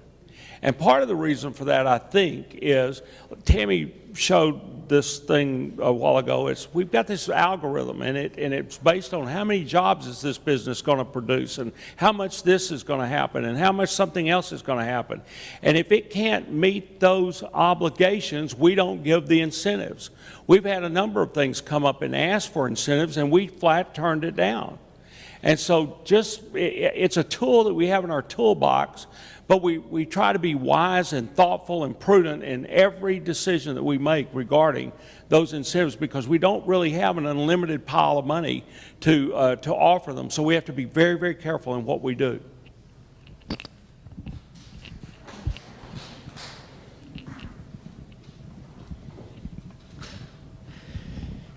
Do you support a strong, vibrant, and diverse business community in Rowlett? No. What sort of a question is that? I mean, your business, the Chamber of Commerce needs businesses, strong, vibrant business. We all do. I mean, we need to survive here in town. If you want to go to a restaurant, we need a strong, vibrant restaurant. If you want to go shopping, you need to have a strong, vibrant department store, whatever. Yes, we need to have strong, vibrant businesses. But, all right, I don't want affordable housing. I don't want apartments in this town. I want to do something so that we have real housing, not attracting the types of people who live in our apartments.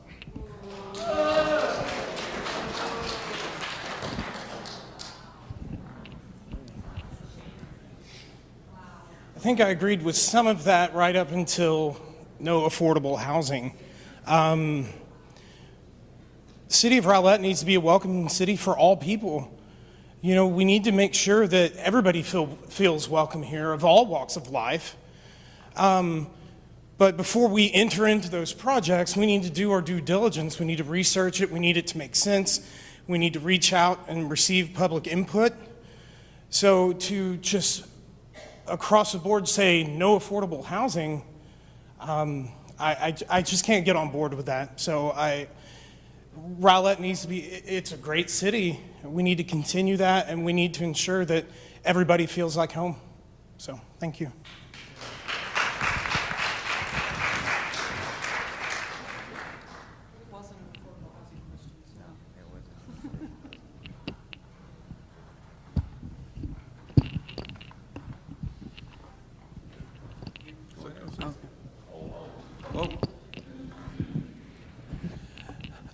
I definitely think we need to diversify our businesses, and not only do we need to have, you know, chicken places and nail salons and places like that, liquor stores, thank you, Robert, but what we do need, we also need much larger things, and that can really attract and bring hundreds, if not thousands, of jobs to Rowlett for our citizens that are not just minimum wage jobs, but very high paying wages and jobs.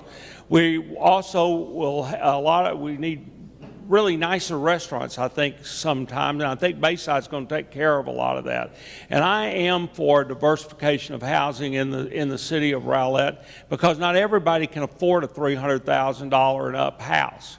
And I really think we should be careful to offer that as a product in our city to help all of our citizens to achieve their goal, no matter where their step is in life.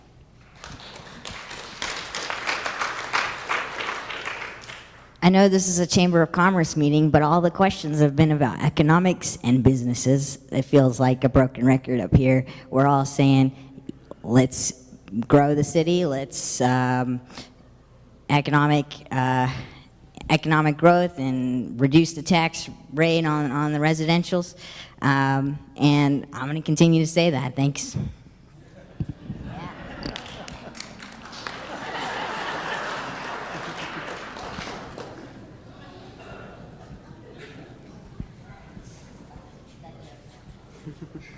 That one was a similar question.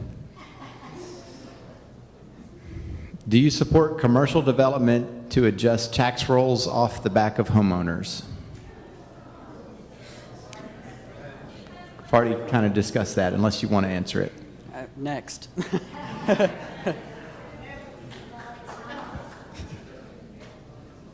Do you support the development of a convention and visitors bureau in relation to the Bayside development? Yes, absolutely. Of course, I have to learn about exactly what more that is. I'm not quite familiar with that, but be willing to learn. And so, I mean, yes, it sounds good. So I'm going to say yes.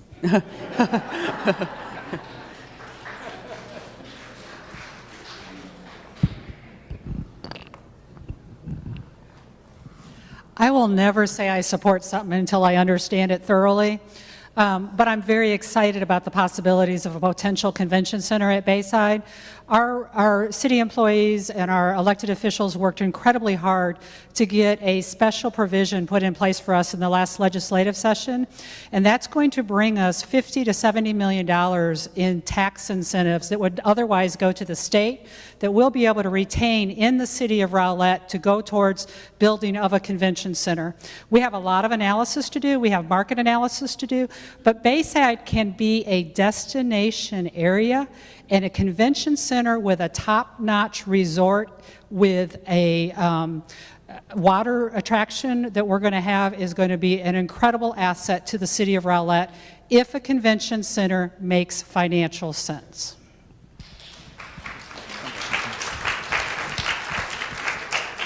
I want to echo what Tammy said, that we need to do all of the research first. But you look at the city of Dallas, and they got a lot of controversy when they built the Omni a couple of years ago, because they had a convention center with no hotel. And the city put up the dollars to build the hotel, and not only did they pay that hotel back in half the time of what they anticipated it doing, now they've got increased activity into the convention center, plus they have the tax rate from the hotel. We're getting the hotel first. So for the fact for us to be able to have the convention center on the backside has the potential to be a really big win. We just need to make sure that we do our due diligence first. Thank you.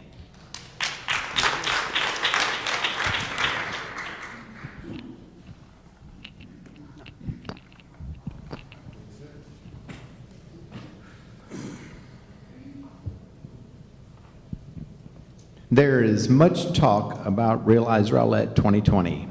Did you participate, and what do you think of Realize Rowlett 2020 now?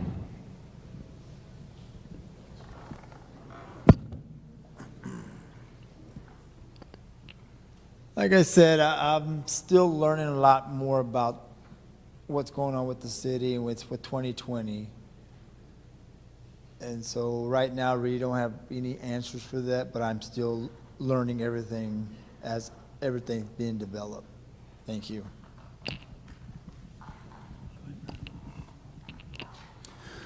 The answer for me is yes. I participated in Rowlett 2020 on numerous occasions. They offered a lot of public input, periods that we could come do public input, and I was there on most of them. What I think about it today, I think it's moving well. I think what was planned in Rowlett 2020 has been executed, but I think it also, as we near 2020, it's time to redo Rowlett 2020. Time to take another look and see what we want to do for 2030. But I believe that time is upon us, and actually I believe that is coming up. I've heard talk that there is going to be a new plan coming up, so please participate.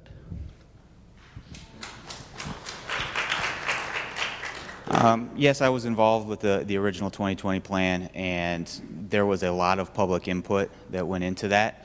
And like any good plan, they need to be revised after time, and now it's the time for that to be revised. And we have a lot of people that live in Rowlett today that didn't live in Rowlett when that initial plan was done. So I stress to everybody in the room that when those opportunities present themselves, to make sure that you go to those community forums so that you can put your input into the next Realize Rowlett.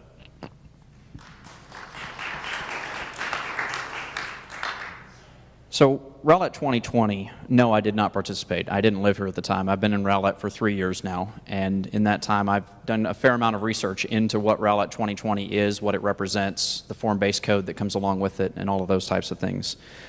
The 2020 plan has benefits and it has drawbacks. I really appreciate the form-based code and that it creates equity in our commercial buildings, especially those that are in those zones. But I think one important thing that we're going to need to do as a council in making decisions for Rowlett 2020 is to stick to our guns when these developers come before us asking for major warrants against what we have planned, right?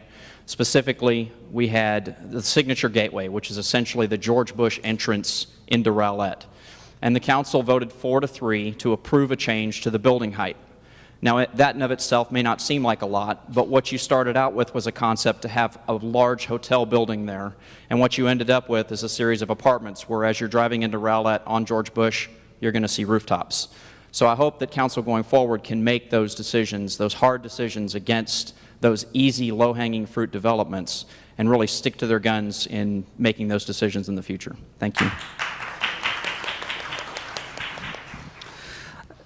Realize Rowlett 2020 is our comprehensive plan, and like we've all said before, it does need to be updated. One thing that I think has happened is there were very specific areas identified in our comprehensive plan for certain types of development, and that's been extended to areas outside those original development areas, and I think that's a problem. We've got to value our existing neighborhoods and make sure that we keep our suburban areas suburban, and the areas that we've identified for more urbanization, keep those to those specific areas. And I think that's where we have failed sometimes in trying to implement our comprehensive plan.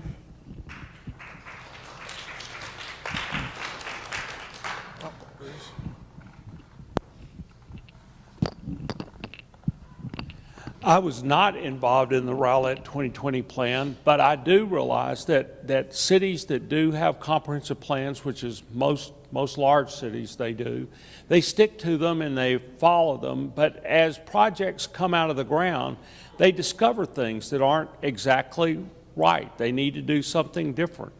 For example, down at the villages, and it's not required by the ADA, the American Disabilities Act, but at the same time, I can't even hardly imagine the villages down there without an elevator in it.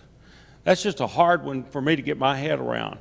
And I think sometimes as we look at these things, the parking issues are important.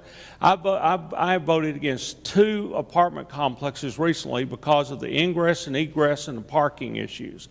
And at Harmony Hills, we have citizens who there's not enough parking spaces and they are having to park in a fire lane up there, and one of them recently called me and said he got $110 in fines in 1 week.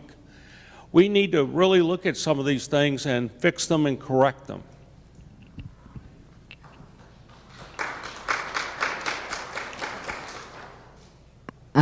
I wasn't a part of Realize Rowlett 2020 when it first came around. I've only been in the city for a year. That being said, now is the time that everyone's talking about updating the plan. That's where my background and expertise comes in. My experience in software engineering, looking at budgets, risks, timelines, all of those things would really be helpful because the new city council members are going to be a really big part of updating that plan. So with my background and with dealing with project management, project planning, it would really lend itself well to the city right now in terms of this comprehensive plan. Thank you. Well, I'm ashamed to say that I lived in Rowlett and I wasn't part of 2020. But I got on board as quick as I could when I was in the council. And so, yes, I have approved a lot of things. It was a wonderful plan to give us a guiding light, what we need to do in the city so that we can make it a good place for all of us to live. That's about all I have to say, and I'm looking forward to Realize 2030 or 2025 or whatever we're going to call it.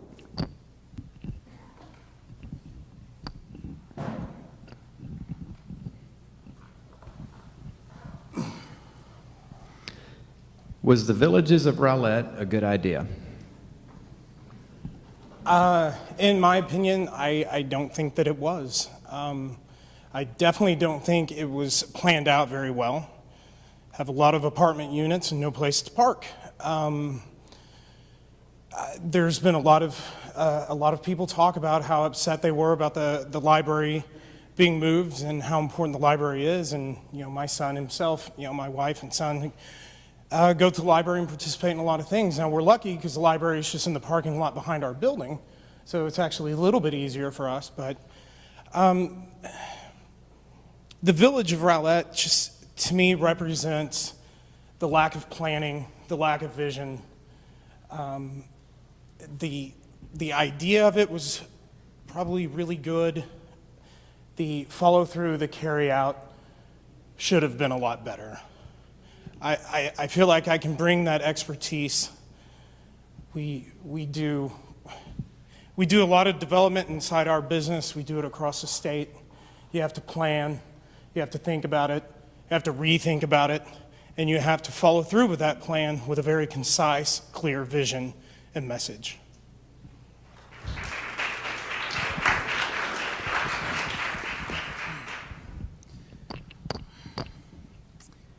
I think that it's easy to look now and say where things have gone wrong. Has anybody been involved with a large development before? Nothing ever goes 100% correctly. I don't think we can really say if the Village of Rowlett is a success or a failure for another 5 or 10 years because it's not complete yet. That's what master plans are. You have to be steadfast to be able to look at a vision, and that's what we have, why we have comprehensive plans, and why I can understand when you get beyond that comprehensive plan what that means. I think when we look back in 5 years at what downtown Rowlett has become, we're all going to be really, really proud of what it is and the business that has come with it, the people that have come with it, and the diversity and character that it has added to this city.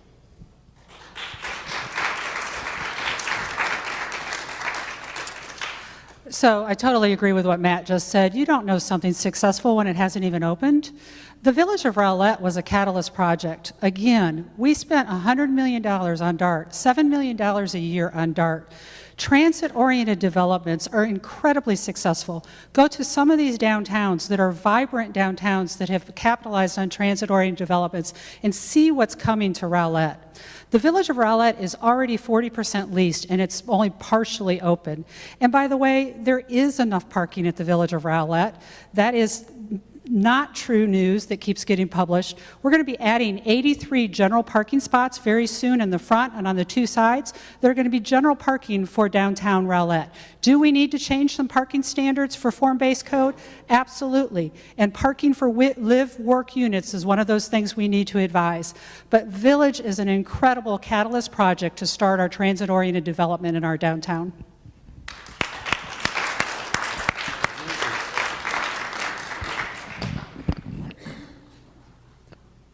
You know, I'm with Jason. When the Village came in, I didn't think it was a good idea because I was looking for downtown to be downtown. When I first seen Wiley's downtown, I'm like, yes, this is what the downtown I wanted here, was restaurants, shopping center, where people can go up and down the streets and enjoy themselves downtown. But I don't, when that came in, I mean, I was really hoping that's what we were going to have. And I've told my wife, I'm like, man, I'm really hoping that that's what downtown is going to be one day, is to have restaurants where people can go downtown and have a good time on the weekends, during the week, and enjoy themselves. But when the Village came in, I'm like, well, I guess there's not going to be one. And that was really just a real big disappointing to me because that's what I was looking for. And so, I mean, I just wish that downtown would have been that way. Thank you.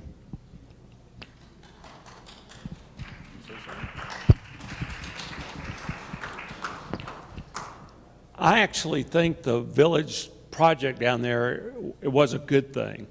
I think like a lot of projects that happen, you find this or that needs to be corrected or tweaked or changed or something. I know in the construction business you have the plans that the architect did, and you got another set of plans over there which is called the as-built plans. And those as-built plans are representative of the changes that you make in the progress and the process of the development.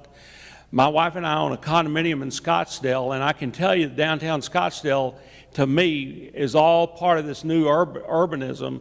And I think one day we're going to be very proud of the downtown area of Rowlett, and the Villages is just one of those buildings and one of those projects that's going to make that happen.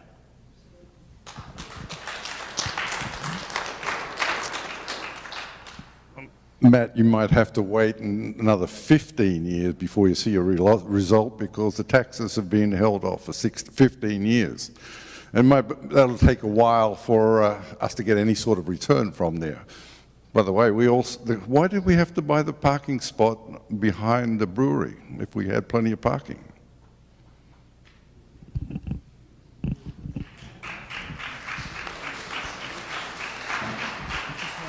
You're up.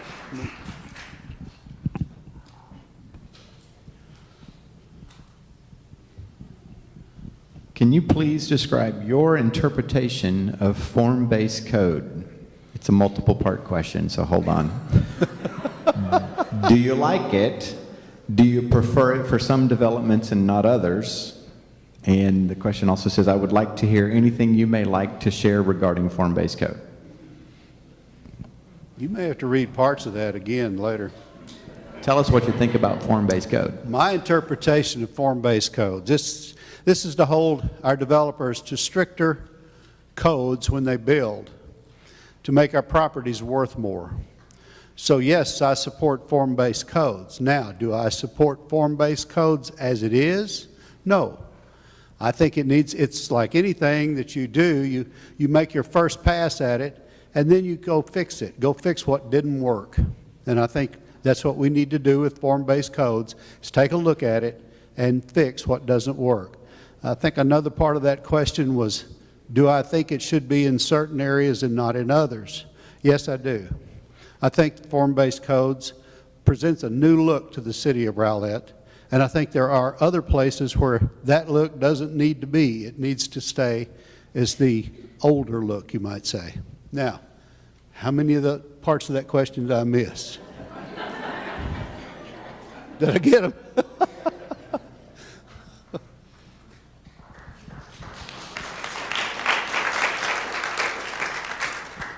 Form-based codes are kind of a great development tool to be able to look at when you don't have conventional zoning types. When you look at some of the new development that's starting to take place, form-based codes are a way for cities to be able to set what they want to look and feel. Do we need to tweak some of those things? Yes. I was on part of the original form-based codes piece that came out, and it is time to re-look at some of that as things start to get built.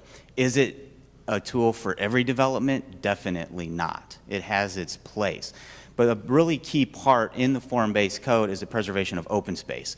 And we have to have open space and park space to have healthy communities. If we don't protect that, then all we're going to be is buildings and streets. And we have to make sure that we protect our open space, and that is a key part within the form-based codes, is when we get into heavier use developments and heavier use land use types, we have to make sure we preserve our open space, because that's what is going to help us create healthy communities.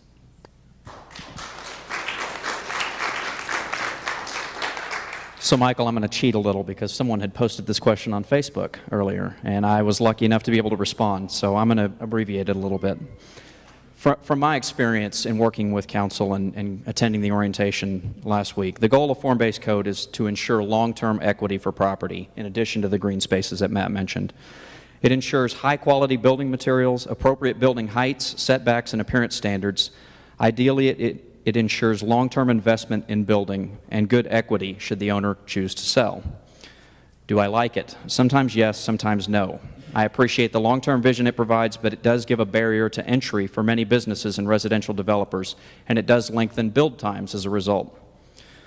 One thing that I particularly have questions about is the urban village concept. It seems very removed from where Rowlett sits right now. The urban village concept calls for bike and pedestrian trails that are, quote-unquote, tied to larger city by streets, trails, bike lanes, and paths. I'm not sure if any of you have driven around Rowlett, but there's not too many bike lanes in our existing city infrastructure. Besides downtown's access to DART, interconnectivity between the multi-urban village areas will be incredibly difficult given our largely vehicle-focused infrastructure. Thank you. Just a couple of additional perspectives on form-based code. Form-based code is about quality, and we haven't always had quality in development in Rowlett. So it is very, very important to uphold those quality standards.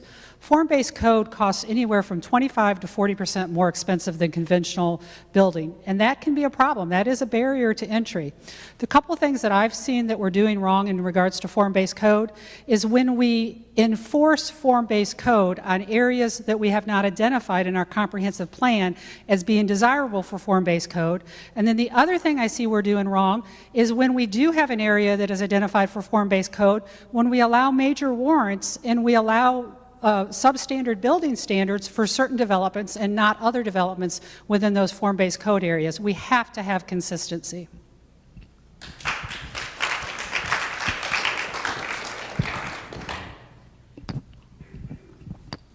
Nope. I'm going to be passing this thing in my sleep.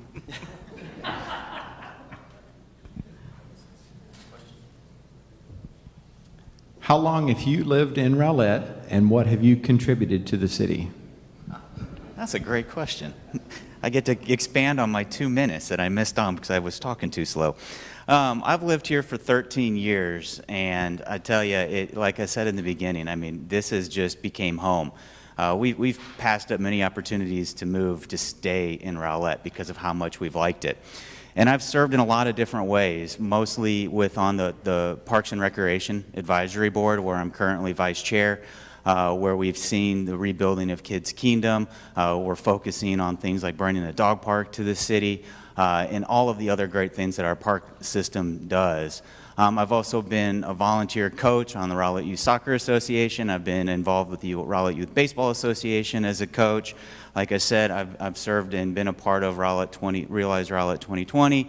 I've been involved in the Village of Rowlett and that piece of it, which is why I think we just need to hold our role a little bit on that one.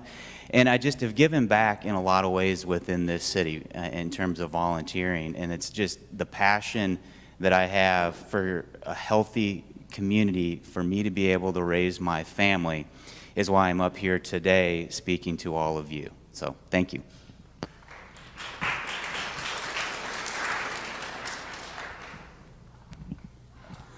Well, I have just a little bit difference from Matt. I've lived in Rowlett for 26 years, and I've served with Matt on the Park and Recreation Advisory Board. I've been with the Charter Review Board. I'm on the Senior Advisory Board. That means I am barely over 60. And I've been to all the classes that Rowlett offers for its citizens, such as Police Academy, Fire Academy, and the new City Academy. I've also been through Leadership Rowlett, Class 26. Nobody in here, huh? And I have volunteered with Rowlett everywhere I possibly can. I go to council meetings, not all of them. Some of them I watch from home, but I've gone to council meetings for 8 to 9 years. And believe me, I've called the mayor and told him when I thought he was wrong.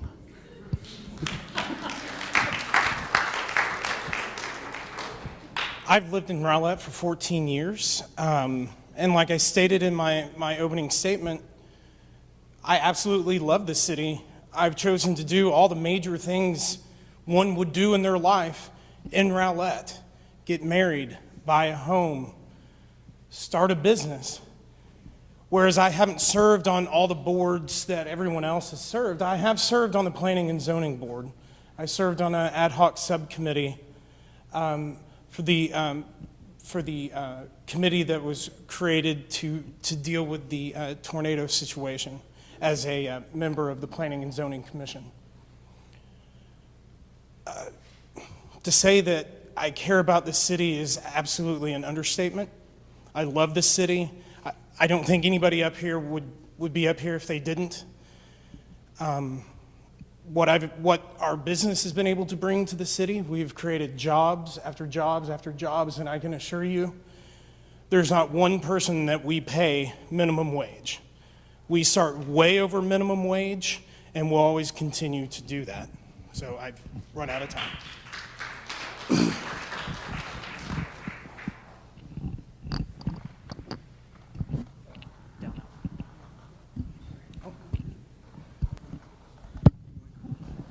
I've lived here 25 years. You beat me by 1 year.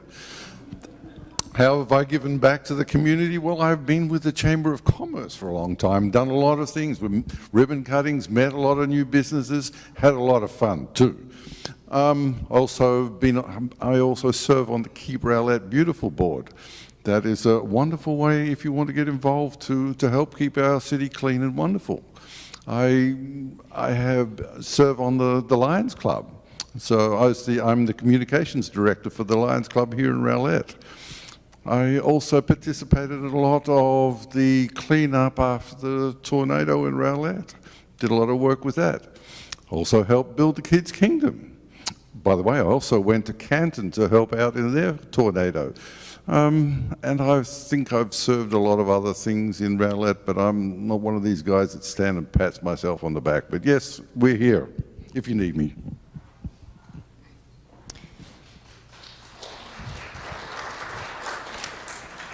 I've lived in Rowlett for a little over a year, so I'm really new to the city, and I don't have a long resume like some of these guys. I think that brings a lot of value, though. I'll be one voice of 7 people on the city council, and over the last month, I've been spending a lot of time getting to know the people in this city because I'm forced to. I don't have a lot of experiences. As I said earlier, no one person can experience the entire city of Rowlett. Every quadrant of Rowlett has different experiences with the city. And also, because of my unique perspectives, I'll be able to add fresh, interesting ideas to the city council, as opposed to a lot of these people who have a lot of roots here. I'll have a lot of stake into the decisions that have already been made or what have you. And I want to bring that to the city council, and I hope that I'll have your vote and have the opportunity to do so. Thank you.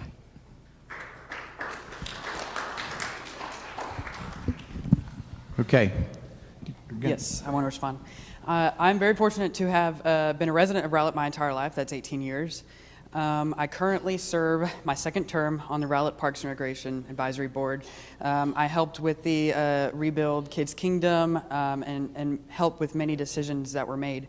I also, if you're not familiar, ran the Scanner page on Facebook, reached over 37,000 followers, was to inform the citizens of Rowlett of emergency events. So when you hear that siren, a lot of people go to my page to see where that siren was going to. And so that's my experience. Thank you.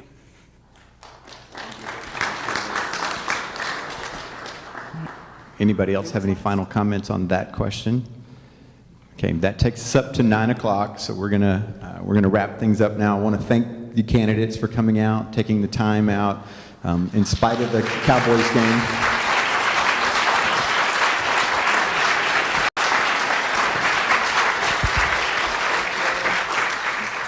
Does anybody know the score? Anybody want to give it away? I probably shouldn't tell you I'm not a Cowboys fan, so. Just, I can take the heat. It's okay. I also want to thank Barry Woolley. Did she do a good job with timing tonight? Yes. All right. Thank you. Those of you that submitted questions, thank you for submitting your questions, taking the time out. We have 2 more debates coming up. One of them is Monday night, same time, 7 o'clock, at Church in the City. That will be strictly the mayoral candidates. And we're going to do that in a little bit more of a debate format. Think Clinton, Trump sitting on stools having conversation. Should get interesting. And it's going to Church in the City, which is at Dow Rock and 66, 7 o'clock. And then that's on the 7th. And then the final one will be on the 19th. It's a Saturday night at 7 o'clock, also at Church in the City. And that'll be the council candidates. So the mayoral candidates won't be participating in that one. So thank you guys again for coming out. Be safe going home and have a great evening.